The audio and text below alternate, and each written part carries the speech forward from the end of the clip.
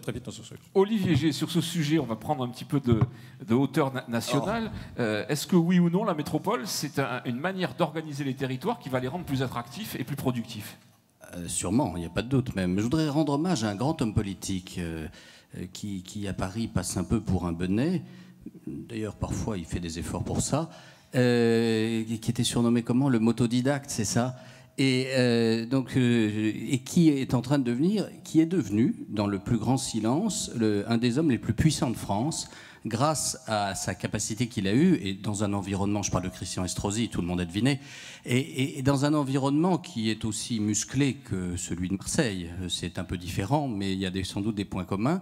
Et donc, Christian Estrosi a su fédérer autour de lui, parfois de manière avec autorité, parfois avec diplomatie, parfois avec sourire. En tout cas, il a su fédérer tout autour de lui. Et donc, de ce point de vue-là, Nice est pionnière. Et je pense que c'est un danger pour Marseille. Donc, voilà, je voulais rendre hommage à ce grand homme politique. Merci, Olivier G. Alors, le tirage au sort le veut ainsi. Jean-David Ciotte, c'est vous qui allez commencer sur ce sujet-là. Est-ce que cette ville de Marseille et ses environs, j'ose dire, ne paye pas aujourd'hui l'héritage d'un grand socialiste qui s'est appelé Gaston Defferre et qui, en son temps, n'a pas souhaité, effectivement, alors qu'il peut-être il était, je crois, à l'époque ministre de l'Intérieur, donner et doter Marseille des mêmes compétences et des mêmes visions que d'autres villes dans ce pays. Est-ce qu'on ne paye pas aujourd'hui encore? Est-ce qu'on n'est pas toujours dans cette ère-là? Sur la question de la métropole, sur la question de l'histoire de Marseille, on paye sur la gestion de Gaston Defferre, je ne sais pas si on paye le nombre de compétences ou si on paye la capacité à l'époque à pouvoir fédérer un territoire plus grand. Je pense que c'est plus la question de la taille du territoire, il y a 50 ans à peu près, qui avait effectivement un peu arc-bouté le maire de Marseille de l'époque. Je ne suis pas un grand spécialiste de l'histoire, puisque je n'étais pas là à ces époques-là, même si le renouvellement politique des fois a un peu du mal à venir. Mais vous faites remarquer que vous êtes plus jeune que Renaud Muselier, c'est ça? Non, c'est pas ça. Je ne sais pas si Renaud Muselier a connu Gaston Defferre, d'ailleurs, je ne me suis pas posé la question, mais enfin, je constate quand même que... Et donc la question qui est devant nous, il y a plusieurs questions. Et moi, ça ne va pas être populaire, mais j'ai l'habitude. Vous avez l'habitude devant des patrons, pas toujours devant d'autres Non, salles. même dans mon parti, d'ailleurs, sur la question de la métropole. Je le dis, puisque c'est un débat interne qui n'est pas tranché pour ou contre. Il y a plusieurs avis, donc c'est le mien, et il ne les porte pas sur la totalité, puisque Eugène Caselli a indiqué qu'il était pour la métropole, donc il n'y a pas de difficulté. Sur la question de la métropole, moi j'avais indiqué, et c'est ce que je dis toujours, elle pose une vraie difficulté, c'est le niveau d'intégration des compétences. J'entends bien la revendication du patronat, qui est d'ailleurs pas une revendication des patronats, il y a une revendication des usagers, il faut être très clair. Ce n'est pas une revendication, pour le coup, patronale, qui est celle de l'amélioration de la question du transport et du déplacement sur notre territoire. Donc celle-là, j'y reviendrai dans un instant, parce qu'il y a une réponse, mais c'est une réponse. Je considère que la métropole ne répond pas, parce que la métropole est un champ de compétences totalement large, qui va du bouchage de trous sur la voirie, en passant par la gestion des cimetières, en passant par un grand nombre de compétences, et moi, la concentration des compétences sur une seule entité, j'ai toujours considéré, peut-être que je suis finalement un peu concurrentiel dans mon état d'esprit, que ce n'était pas forcément la meilleure réponse de concentrer tous les pouvoirs dans les mains d'une seule institution et d'une seule personne. C'est ce qui fait que je considère que la réponse n'est pas bonne en termes de structure. Sur la question du territoire, donc ça c'est sur la réponse technique, sur la réponse du territoire et du déplacement, qui est essentielle pour notre développement. Sur la réponse du territoire, et faisons attention, parce qu'aujourd'hui, la proposition de métropole, elle est basée quand même sur la communauté urbaine, qui n'est pas le territoire, dont vous avez besoin, dont on a besoin d'ailleurs, parce que chez l'entreprise, on a autant besoin que tous les acteurs. La question d'ailleurs, ça ne réglerait pas le problème qui est le vôtre. Aujourd'hui, si on transforme la communauté urbaine en métropole, ça ne change rien pour le problème que vous avez à ce moment-là, qui est plus un problème d'ordre de volonté politique, je le dis souvent, que ce soit le développement économique ou le transport, c'est la volonté qu'on met derrière. Rien, c'est le reste dans le périmètre actuel. Bien sûr, mais il faut, pour que le périmètre s'étende, il faudrait quand même qu'il y ait une volonté des autres de s'étendre. La vraie question sur notre territoire, quand même, c'est que c'est possible à d'autres endroits. Pour quelles raisons? Parce que la ville-centre, en général, est le moteur économique et le moteur financier. Partout, Lyon, Nantes, Toulouse, Bordeaux, Lille, la ville-centre est le moteur économique et le moteur financier. Le problème de notre territoire, c'est que la ville-centre, qui est un moteur économique, parce que c'est quand même 1 million d'habitants et une dynamique, n'est pas le moteur financier. Et c'est toute la difficulté aujourd'hui de rassembler un territoire en se disant, et c'est d'ailleurs la question sur Aix, la question sur Salon, la question sur le pourtour de l'étang de Berre, c'est la question sur Aubagne, c'est de dire, c'est nous qui apportons le financement pour sauver aujourd'hui la ville de Marseille. Et c'est l'inquiétude. Et c'est l'inquiétude. Il faut l'écouter, sinon... Non, mais il faut l'écouter. Sinon... Non, mais je ne te dis pas d'opiner.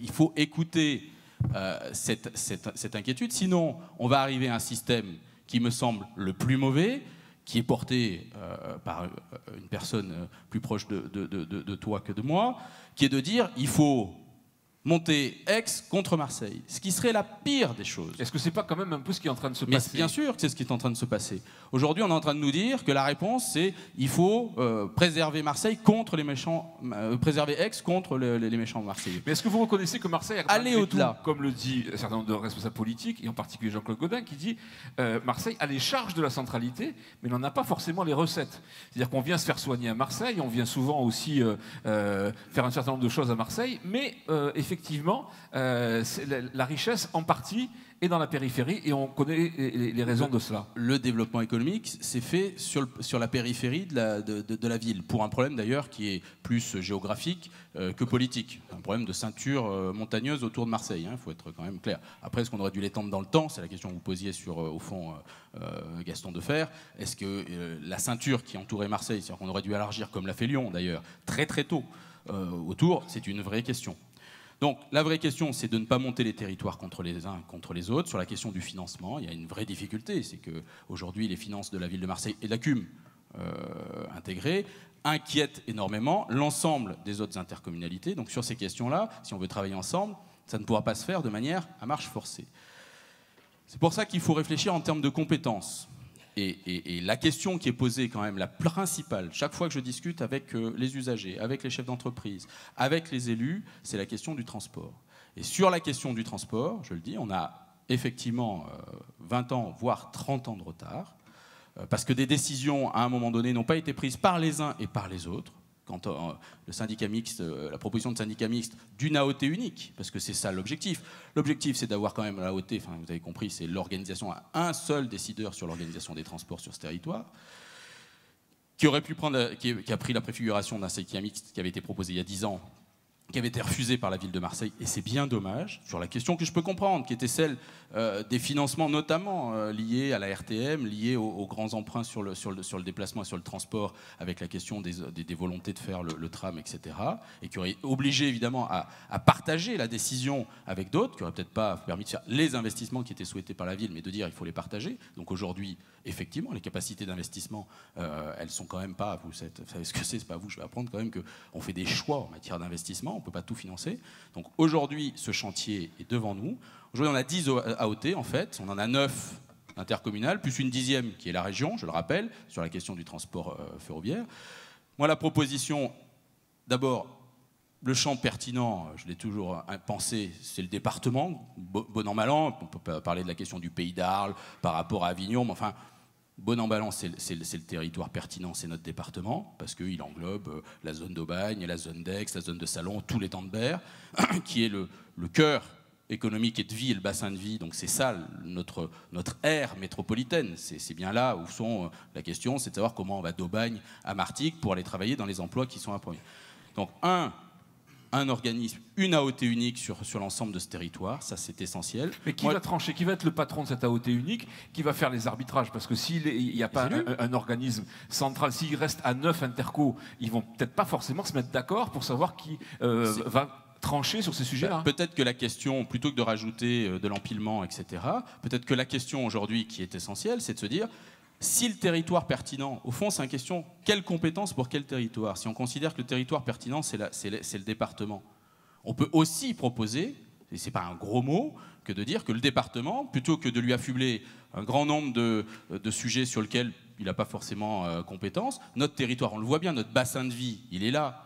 On peut se dire que la question du transport, elle a une AOT unique. Du coup, on a un organisateur unique. Moi, je reste persuadé que malgré tout, la question de dire il y a un décideur unique qui serait le département, mais il y a un outil qui est un syndicat mixte qui a deux intérêts. Mais c'est déjà le cas depuis pas mal de temps. Or, ce syndicat mixte, on nous dit que il n'est pas efficient du tout. Parce que l'AOT, d'abord, le président Guinde il est là, du syndicat mixte pour vous indiquer ce qu'ils font, mais aujourd'hui, c'est la question du décideur. Il n'y a pas un décideur, il y a effectivement 9 décideurs à l'intérieur. Donc du coup, c'est une mise en œuvre longue. Donc je pense qu'il y a un effet. Ça va être long. Il y a un effet législatif à fabriquer pour donner la compétence au niveau du territoire. Moi, je un pense effet législatif. Donc, à votre avis, il faut peut-être retravailler la loi au moins sur ce sujet. Moi, sur la question de la clarification des compétences, je pense que de toute façon, ça passera par une nouvelle loi pour dire qui fait quoi. Voilà. Et certainement pas la concentration de toutes les compétences. Sur la question, non, mais je peux ne pas être d'accord là pour le coup. Sur la question du transport, je le dis, il y a l'outil du syndicat mixte doit quand même être intéressant. Le principal financeur de cette affaire, c'est vous, c'est le versement transport. Donc je ne vois pas pourquoi le principal payeur ne serait pas décideur, ce qui d'ailleurs permettrait de prendre en compte la problématique globale du territoire et tous les enjeux aux côtés des élus, peut-être même aux côtés des usagers. On pourrait imaginer d'ailleurs. Donc on pourrait imaginer que la Chambre de commerce ou l'UP ait des sièges dans cette organisation et décide avec la même importance que Mme Joissaint ou que le maire d'Aubagne. Je crois que c'est l'avenir de nos territoires.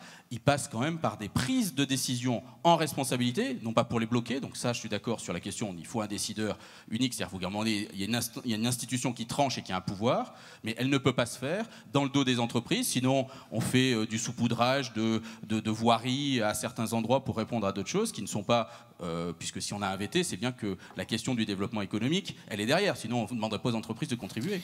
Merci Jean-David Ciotte. Alors on a pris un petit peu de retard. Renaud Muselier, sur ce sujet-là, vos positions, vous les avez déjà développées, vous êtes l'auteur du grand projet du Grand Marseille, on se demande d'ailleurs si ça n'a pas été plutôt un repoussoir qu'autre chose, et puis vous êtes aussi le patron de l'UMP, et ici la principale opposante, Jean-David Ciotte le rappelait, la principale opposante à la métropole, c'est Mme Marie Joissaint. Elle est toujours à l'UMP, Mme Joissaint ? Alors, oui, les candidats déjà soutiennent les contre M. Ciotte. Donc, mais là, ils sont d'accord pour ne pas faire la métropole. Donc, forcément, on n'est pas du tout en phase. D'ailleurs, Mme Joissaint avait manifesté à son époque contre la réforme territoriale que nous avons votée. Mais parce que moi, je crois fondamentalement dans la décision politique et dans la force de la loi. Et donc, nous retrouvons, bien entendu, une position totale, sur le fond comme sur la forme. Quel est le sens de la réforme territoriale que nous avons votée? Il y a trop de strates dans notre pays. Donc l'idée, c'était de regrouper les communes et les communautés de pays, les communautés d'agglo, communautés urbaines, en faire une entité, et regrouper les départements et les régions, en faire une deuxième entité. Bien entendu, nous avons eu du mal à le faire voter dans notre famille politique, mais la totalité de nos adversaires ont voté contre. Parallèlement à ça, c'était une volonté de dire on diminue les strates et on supprime la moitié des élus dans ces deux entités, ce qui donnait une facilité dans la décision. Et on ventilait la totalité des compétences en fonction des communes pour que les maires restent maires sur leurs propres compétences. Ça a été voté par la loi, et de façon à ce que l'on puisse avoir une décision générale qui nous permette de voir plus loin.